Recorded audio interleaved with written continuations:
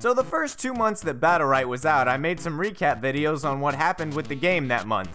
Then I didn't make any more. So, now on the anniversary of Battlerite, or close enough, let's do 10 months of recap! Oh man!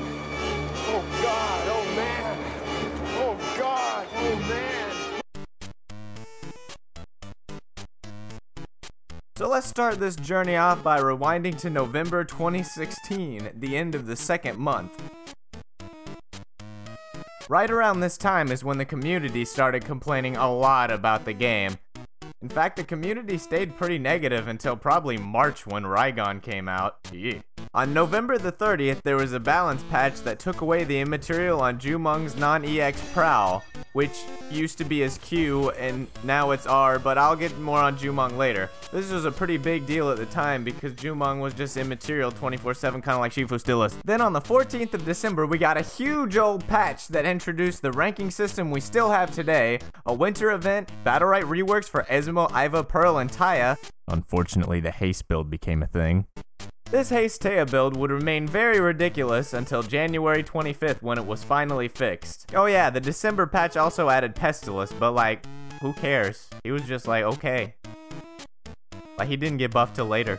So on January 25th, Taya finally got the big whack. Bonk. Jade's EX Stealth also got changed. It used to make everyone in the area immaterial. Oh god! Oh man! This patch also added the change where Sirius pulls you in with the spacebar and pushes you straight into orbital, so like why would— Then there's no patch until February 15th, which gave us Rygon, Resident Weeb Man / Reaver port. His R used to stun people on walls and his riposte used to be recastable at any point during the ability. He was still pretty meh until the next couple patches buffed him into Super Saiyan state. Now we're gonna skip all the way to March 23rd where we got the super hyped M1 patch.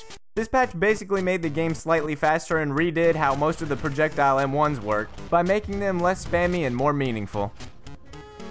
The patch also redid battle rights for Ashka and Shifu. Shifu got slightly nerfed by these changes and made all the Shifu mains mad that they couldn't just run their face at the enemy and roll their face on the keyboard for victory anymore. On the opposite end of the spectrum, this patch made Jane strong AF. I even have a bunch of videos of Jane being OP, so check a look.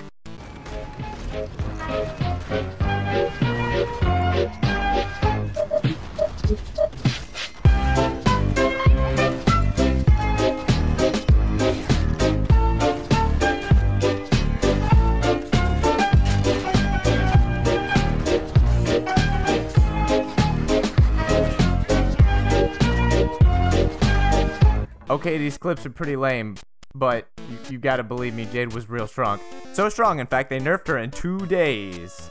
On April 10th, we got our very first Brawl game mode, which featured 6 Bakos throwing a variety of eggs at each other. It was great. And we also had our first model rework, which was Freya. These continued to come out until every champion had been remodeled. Now we're getting into May. On May 2nd, Jumong was finally redone, swapping his Q and his R and updating his battle rights. This turned him into the easiest Mongo target ever, and if you can get on top of him before he gets 3 stacks or 25 energy, the hunter becomes the hunter. This patch also changed up Varish's R and his Q, like they kind of swapped, like who cares because he doesn't have legs. Then on June 27th, we got the Summer Mega Patch. This patch added achievements, redid the quest system, added a much better tutorial single-player campaign kind of thing. It added the Rocket Balloon Brawl, which I have no footage of, sadly, I'm sorry. And it added a new champion furry, Blossom. Whew.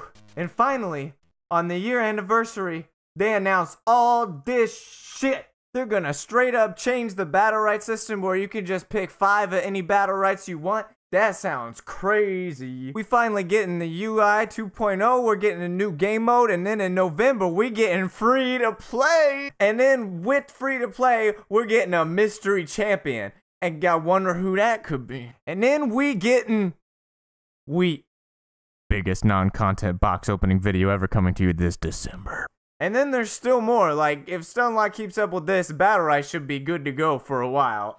So I glazed over a couple of the smaller patches, so I'm sorry if I left out that one tiny change that made your champion completely different. Like, I know that one where, like, if you spin an Esmo's ult, it, like, instantly kills you, so I don't know, that's a joke. Pow. See you next week.